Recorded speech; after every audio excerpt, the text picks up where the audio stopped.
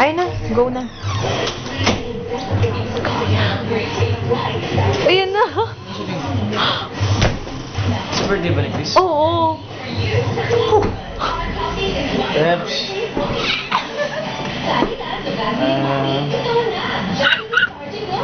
Happy birthday. Dahil kong gusto sabihin, totoo lang. Dahil ko naisip. Pero unang-una, happy birthday, happy 24th, happy 18th. Bata pa lang kami. Dahil kong gusto sabihin. Ano ba? I love you. Ano, sandali. Simula kami, alam ko, kasama ko na yan. 16 years old pa lang ako. So, ang dami natin pinagdaanan, Debs. Wish ko lang para sa'yo sa birthday mo. Sana marami pang, alam ko marami pang projects na darating sa'yo.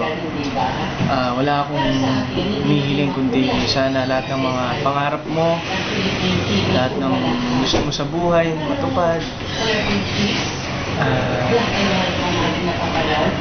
Ayun, sana manatili kang sana wag kang magbago. At alam ko kung gaano mo kamahal yung pamilya mo, kung gaano ka kabait, kung gaano ka ka-generous, sobra. Yun lang, sana pahinga ka naman. Hindi naman, kumbaga gusto ko lang maging masaya ka. Wala akong palaging kasama sa prayers ko. Gusto ko malaman mo yun. At so love life. Ba ako nasabit dyan? Maybe. Alam ko naman masaya ka ngayon. Masaya ako para sa inyo. Ouch! May joke lang. Joke lang. Masaya ako para sa inyo. Nice one.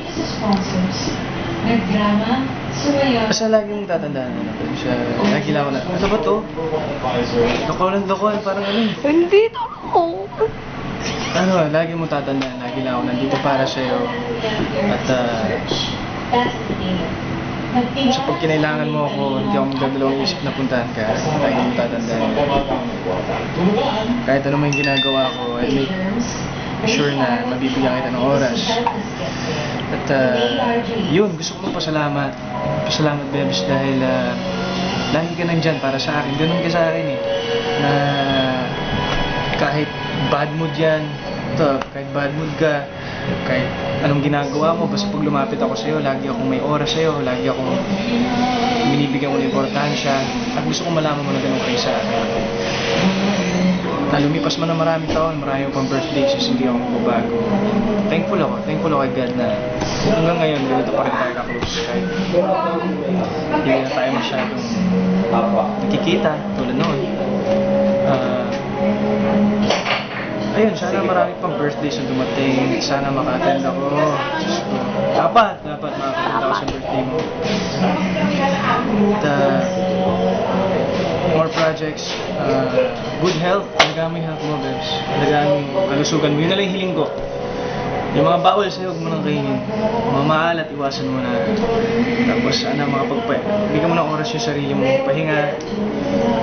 Huwag mo i-carry lahat. Huwag mo buhatin lahat. Bigyan mo ng